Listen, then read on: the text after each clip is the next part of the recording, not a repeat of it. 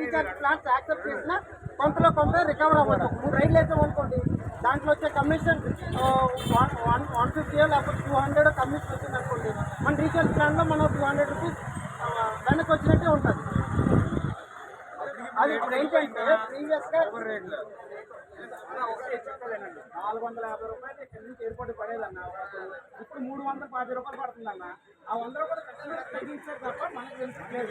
Recharge వల్ల benefit ఏదంటే మనం 450 రూపాయలు కస్టమర్ దగ్గర నుంచి తీసుకుంటే అప్పుడు మనకి అనిపించారు రీఛార్జ్ అనేది, లేకపోతే మనకి 25% కమిషన్ ఆడికిస్తే కస్టమర్ తగ్గిస్తాడు, మనకే లాభం. ఆ కమిషన్ ర్యాపిడో వాడు ఫస్ట్ స్టార్ట్ చేశాడు అన్న.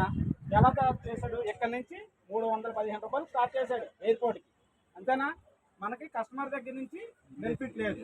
ర్యాపిడో వాడు పర్సంటేజ్ తీసుకోవట్లేదు, 5% GST తీసుకోవట్లేదు, ఆ సర్వీస్ ట్యాక్స్ తీసుకోవట్లేదు, ఏం తీసుకోవట్లేదు. మన దగ్గర ఫస్ట్ ఫ్రీగా ఇచ్చి 10,000 అయిపోయిన తర్వాత నుంచి రీఛార్జ్ స్టార్ట్ చేస్తాం. అక్కడ ఫస్ట్ మంత్ రీఛార్జ్ స్టార్ట్ చేస్తాం. ఆ తర్వాత ఇప్పుడు స్టార్ట్ చేసింది ఓవరాల్ తర్వాత కస్టమర్ పూర్తిగా ప్రమోషన్ రూపంలో తగ్గించేసి ప్రారంభం చేస్తారు.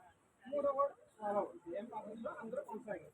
మనకు జరిగిందల్లా లాస్ ఏంటంటే కస్టమర్ బెనిఫిట్ ఇచ్చేస్తున్నారు, మనకి పార్సల్ చెప్పేస్తున్నారు, పార్సల్ రూపంలో మన దగ్గర డబ్బులు చెప్పేస్తున్నారు. కస్టమర్కి మనకి ఇంతకుముందు ఏదైతే రేట్ ఉందో ఇప్పుడు అదే రేట్ ఉంది. కస్టమర్ వల్ల మనకు బెనిఫిట్ లేదు. ఇంతకు ముందు ఉండే 450 ఎక్కడి నుంచి ఎయిర్పోర్ట్కి వెళ్తే